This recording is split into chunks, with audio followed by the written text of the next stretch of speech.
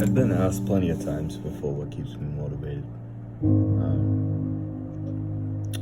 More specifically, it was asked recently, what keeps me motivated to become a SEAL when the training hurts, when you wake up in the morning and you don't want to do push-ups, you don't want to go for your run, you don't want to do your crunches.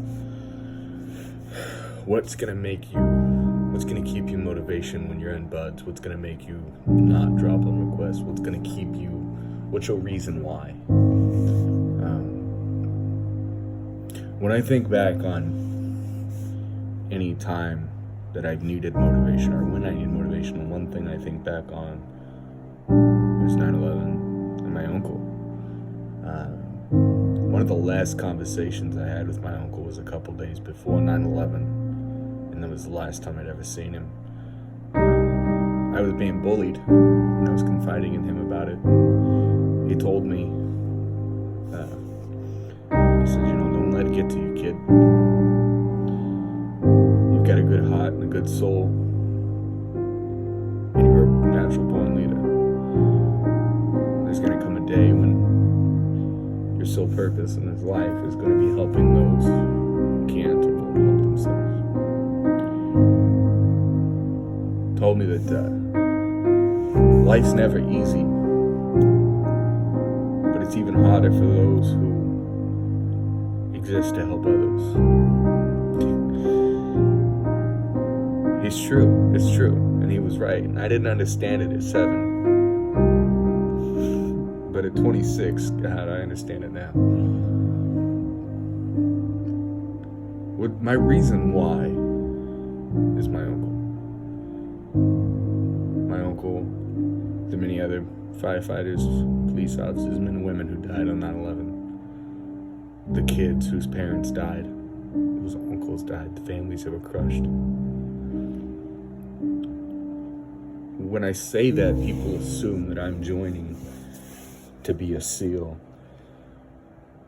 because I want to kill people, and that's the farthest thing from the truth. That's a common misconception. A lot of people think that we join up and we take these roles in combat because we want to take someone's life. And this, for the mass majority, that's not the case. I can't speak for others, but I can speak for myself with 110% certainty that I have no desire in my heart to kill anyone.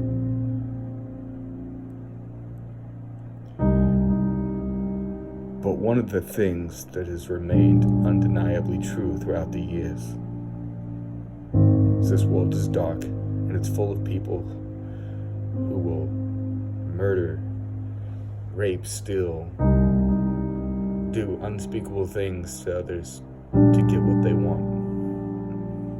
And they have no moral regard for how old you are. They have no moral regard for who they hurt or what they do, what kind of long-lasting impact they have. There's a cosmic balance in it. You can't have good without evil, and you can't have peace without violence. I don't want to be violent. I'm not a naturally violent person. But I've always been that kind of person, even as a kid growing up in the group homes, that if someone was being hurt by someone else and they couldn't defend themselves, I'd step in and defend them. Isaiah 6:8 says, "And I heard God call upon us, who shall I send? Who will go? And I said, I am here, send me." That scripture is one of the only scriptures I've ever memorized in my life because it speaks so true to me and who I am as a person. No matter where the call is, no matter who it is, I've always been willing and ready to defend others. And as an adult, I've become increasingly more aware that there's times in this world where we're going to have wars. We're going to have people who want to hurt others. And sure, I could sit back on the sidelines and watch it happen and not do a damn thing about it. But that's not who I am. And I'm no fool. I know that the career path I want doesn't have very much longevity as far as expected life expectancy. But to be fair, my life expectancy when I was born was 4 hours, and I made it past that. At 13, I was told it was 15. At 21, I was told that, hey, we're surprised you made it this far.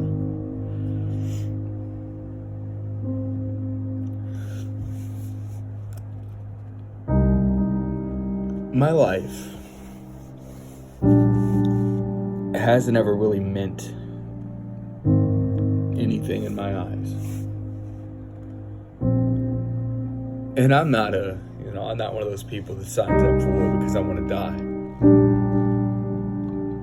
But I used to tell my stepmom all the time before they walked into my life that,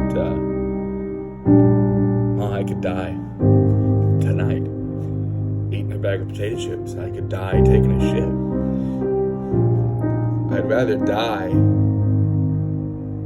defending those who can't defend themselves than to die at an old age knowing I had the power and the ability to defend someone and to serve my country and do my part, but refused.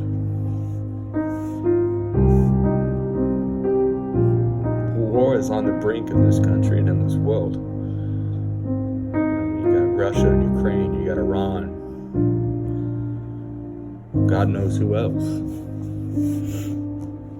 And sure, I could take a sideline job as an IT guy or something, or a corpsman wiping noses in a clinic.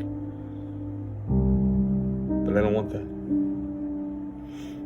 I want to be a Navy SEAL corpsman. Not because I want to go to combat, not because I want to see that shit, but because I want to be in a position where I can make the biggest difference in someone's life. Where I can do my part to prevent another 9/11, prevent another Boston bombing, Oklahoma City. There's a long list of events in history where evil people have done bad shit to unsuspecting people and they had no idea it was coming.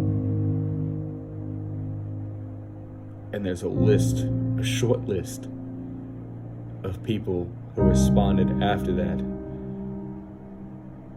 who never get recognition and they don't care. And to me, I think that's the most respectable thing a man can do, is do something without regard for recognition. The integrity of that. Up to now, my life hasn't really been much. I haven't really done much extraordinary with my life. So when you ask me what's going to keep me from dropping on request, when another war breaks out, I don't want to be sitting on the sidelines watching my friends die from home. I don't want to read about the heroic actions of somebody who died serving their country, feeling that guilt, knowing that I could be over there doing my part, potentially keeping someone else from burying their kid.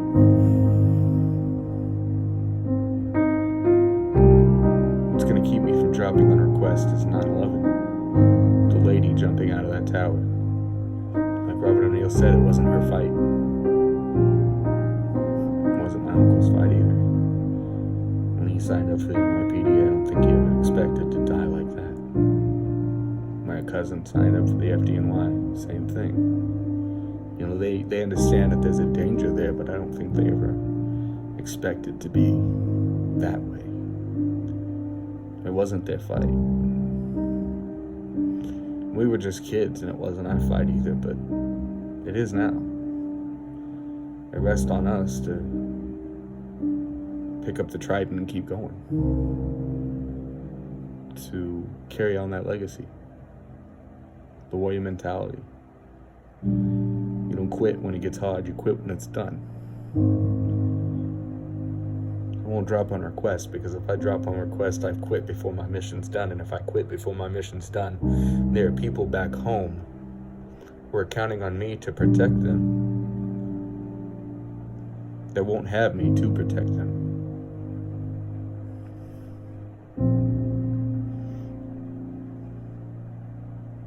And that's not something I'm trying to live with. I'm not trying to live with the fact of knowing that I could have done something, I could have been there, but they sent someone else.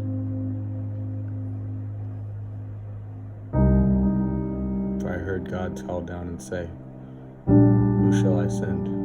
Who will go?" So when you ask me what keeps me motivated, what's my reason why? The passions of United 93. The men, women, and children affected in Manhattan on 9/11. The little kid who lost his life in the Boston Marathon bombing. The women and children and men who lost their lives in the Oklahoma City bombing.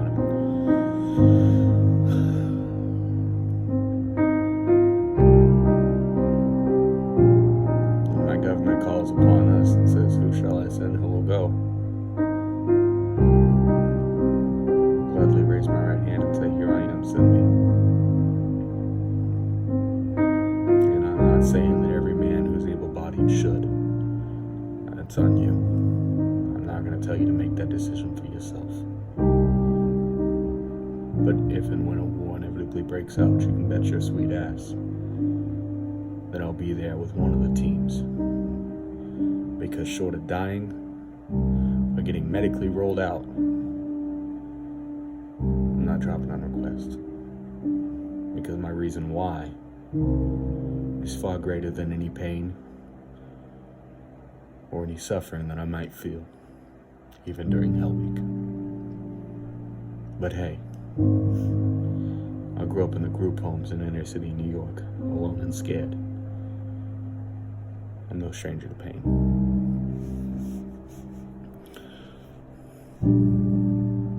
I won't quit.